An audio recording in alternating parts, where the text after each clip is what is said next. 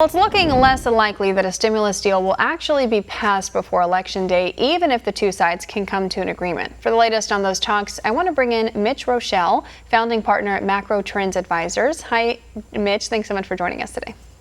Thanks, Greta. Pelosi says the White House and Democrats are almost there on a deal, but she warned today that it will take a while to actually write and then pass a bill. What do you expect the final version of this stimulus package to include? I think, listen, there's some low-hanging fruit there. There's help for taxpayers, regular individuals. There's help with stimulus checks. There's hopefully help for the unemployed with some enhanced unemployment benefits.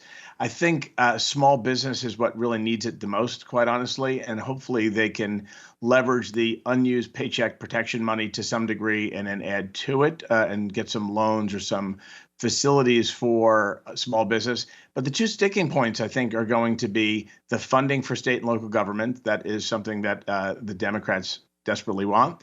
And on the other side, liability reforms or easing of liability for businesses and schools that open, which is something that the Republicans want. And I think where they are is still wrestling over those sticking points.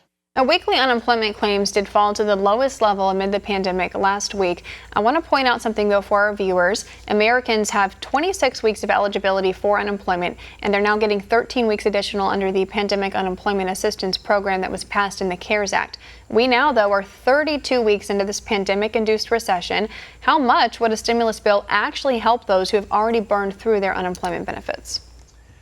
I want to focus sort of less on the unemployment benefits, Greta, for a second, and perhaps more on helping businesses. So if you got the liability reforms, I think businesses that have been reluctant to open, worried about what liability would befall them if someone were to get sick on their premises. So that's something that sort of needs work. And the other is whatever we can do for small businesses. I think the most important thing for getting this economy sort of back on its feet is what I'll refer to as the supply side of the economy. And as we continue to shut down and lock down municipalities, counties, states, districts, that is what's holding back the economy. So I think the ability to create jobs is going to be really tied to reopening more than it is anything else.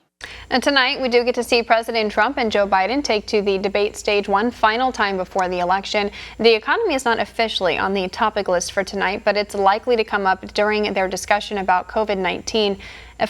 In your opinion, how different would the recovery look under a possible President Biden versus President Trump? I think the most important word there is taxes and tax policy. And the two candidates have radically different views on tax policy. President Trump continues to talk about more tax cuts and helping those who perhaps need it the most, which is the working middle class.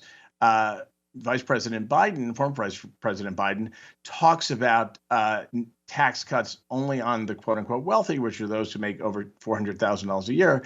But I think as you peel away the layers of the onion there, you'll realize that taxing the economy, regardless of what income band, is not what you want to do in the middle of a recession and in the middle of a recovery. In fact, his own administration with President Obama held back on raising taxes for the 2 years, the slowest 2 years when they were dealing with a recession post-financial crisis. So I think really tax policy is something I'd love to hear the two debate.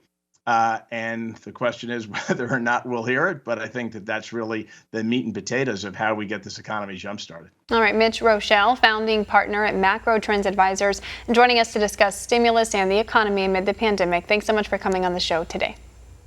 Thanks for having me. Want to see more videos like this?